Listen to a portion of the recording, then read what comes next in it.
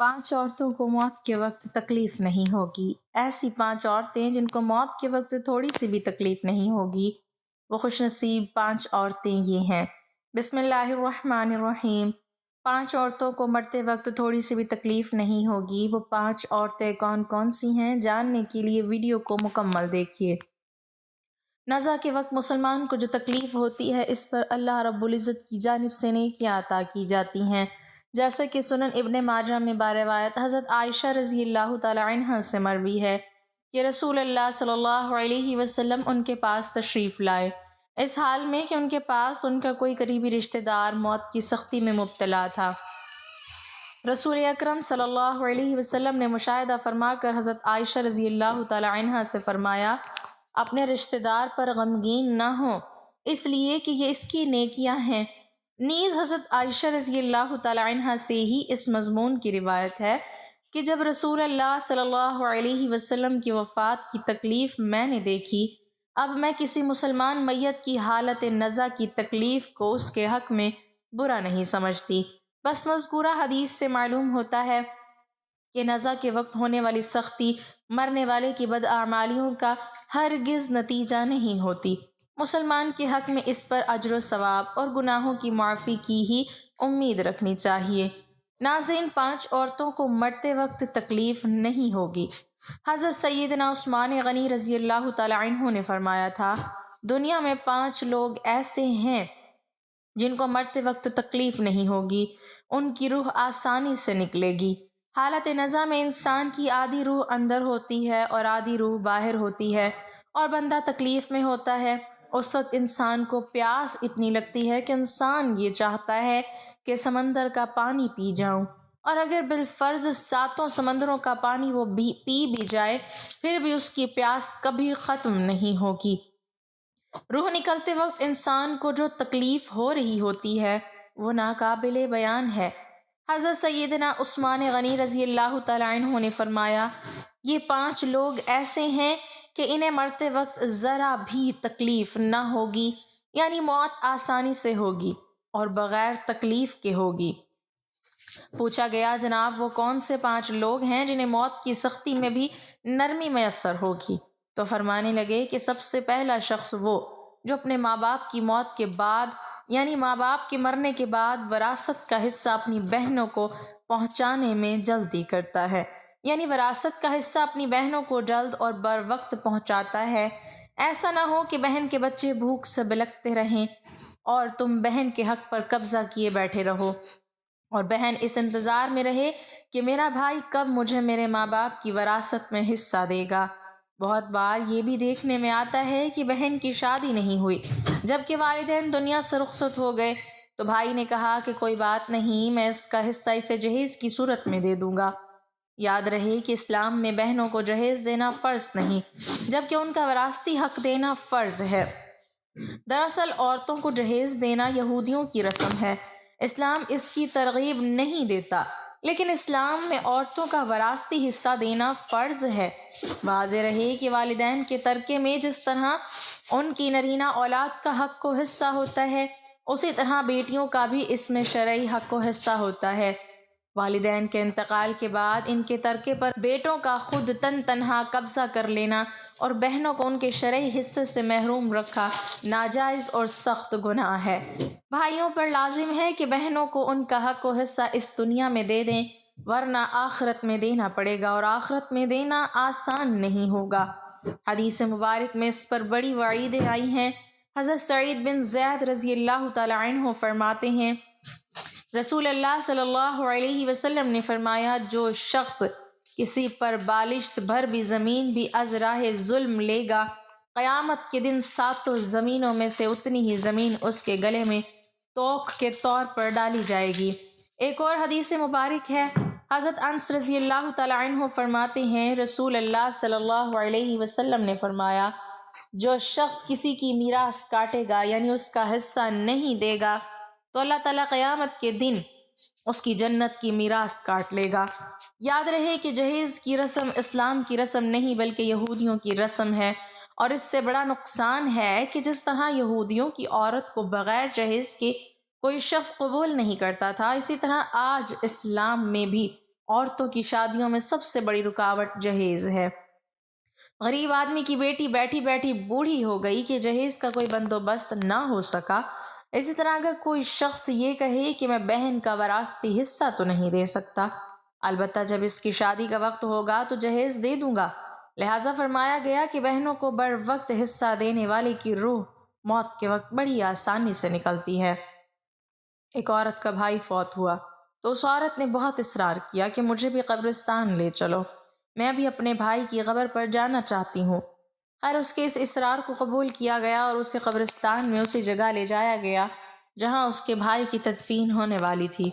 اس کو دیکھتے ہی دیکھتے میت کو قبر میں اتارا گیا اور اس کے بھائی کو مٹی کے سپرد کیا گیا۔ جب دعا کی باری آئی تو تمام عزیز و اقارب کے سامنے اس کی روتی ہوئی بہن نے آسمان کی جانب اپنے ہاتھ اٹھائے اور آسمان کی جانب دیکھا، اس کا دل رو رہا ہے، آنکھیں چھم چھم برس رہی ہیں۔ اس نے ایک ایسی دعا کی کہ لوگوں کے مردہ ضمیروں کو جگا دیا۔ روتی ہوئی بہن نے آسمان کی جانب دیکھ کر فریاد کی کہ اے میرے مالک، اے انصاف کرنے والے، آج میرا بھی انصاف کر دے۔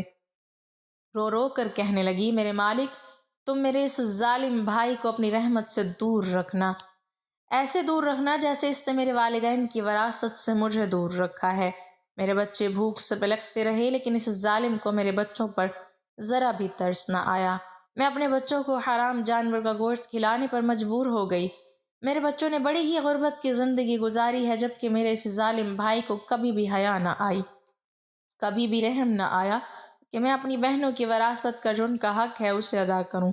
اے میرے مالک، تو آج انصاف کر دے، اور جس طرح اس نے میری وراثت کے حق سے مجھے دور رکھا ہے اسی طرح تو اسے اپنی رحمت سے دور کر دے۔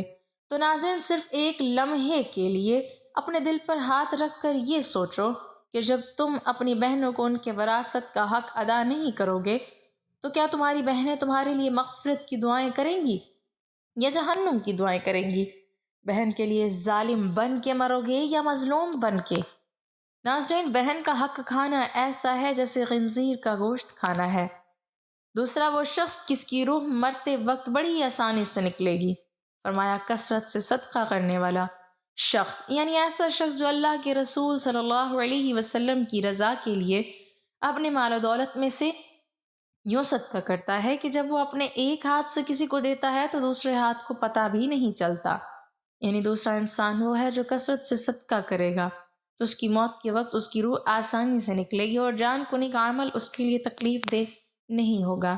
نمبر 3، ایسا انسان جو اپنی فیملی سے اچھا سلوک کرنے والا ہے، یعنی اپنے ماں باپ، بیوی بچے اور بہن بھائیوں سے نرم دلی کا رویہ رکھنے والا ہے، اپنے بیوی بچوں سے پیار کرنے والا ہے، حلال لقمہ کما کر اپنی بیوی بچوں کو کفالت کرنے والا ہے۔ بزرگان دین فرماتے ہیں کہ جب رزق تنگ ہونے لگے تو دسترخوان کو وسیع کر لیا کرو، یعنی اپنی بیوی بچوں پر خرچ کرنا بھی صدقہ ہے، انہیں کھلانا بھی صدقہ ہے۔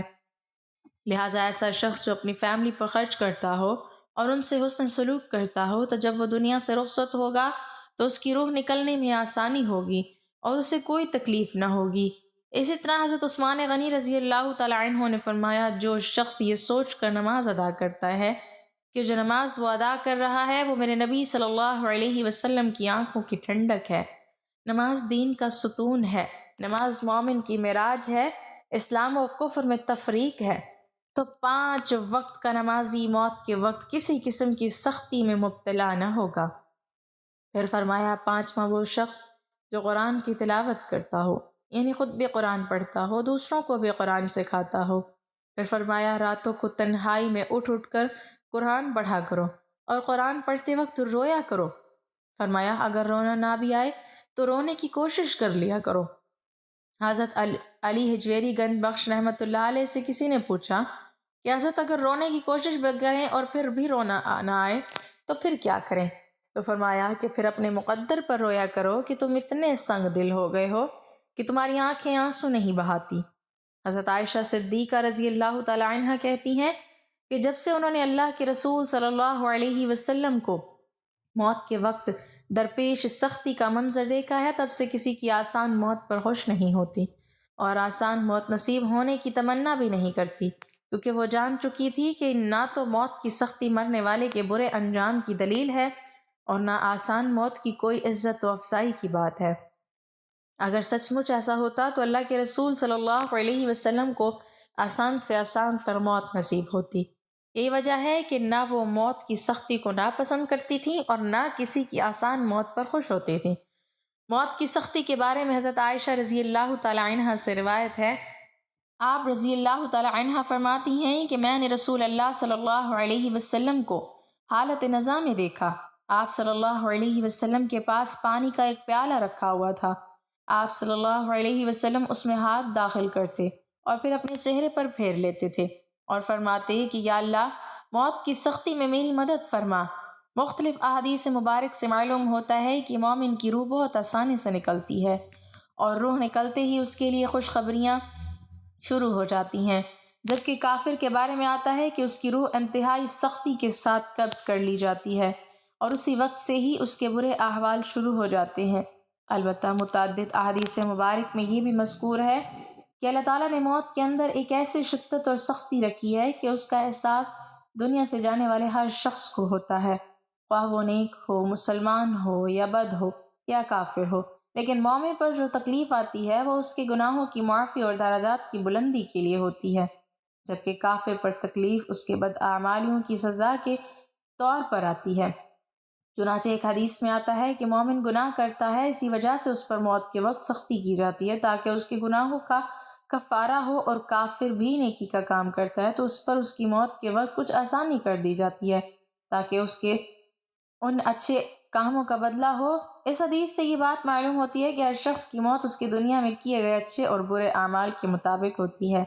تاہم حضرات علماء کرام اور محدثین رحمۃ اللہ علیہ نے یہ لکھا ہے کہ مومن کو جو بھی تکلیف ہوتی ہے، خواہ وہ تکلیف اس کے گناہوں کی بخشش کے لیے ہو یا اس کے درجات کی بلندی کے لیے ہو، وہ حالت نزا عین روح نکلتے وقت سے پہلے ہوتی ہے، اور جب اس کی روح نکل رہی ہوتی ہے تو اس وقت اللہ تعالیٰ اس کی تمام تکلیفوں کو دور فرما کر سہولت اور آسانی سے روح قبض کر لیتے ہیں اور آنے والے مراحل بھی آسان فرما دیتے ہیں۔ فقط واللہ اعلم۔ اللہ پاک سے دعا ہے کہ ہم سب مسلمانوں کی موت کے وقت کی سختیوں کو دور فرما کر ہمارا خاتمہ ایمان پر نصیب فرمائے، آمین۔ ناظرین، کمنٹ باکس میں اللہ تعالیٰ کے 99 ناموں میں سے ایک نام ضرور ٹائپ کریں۔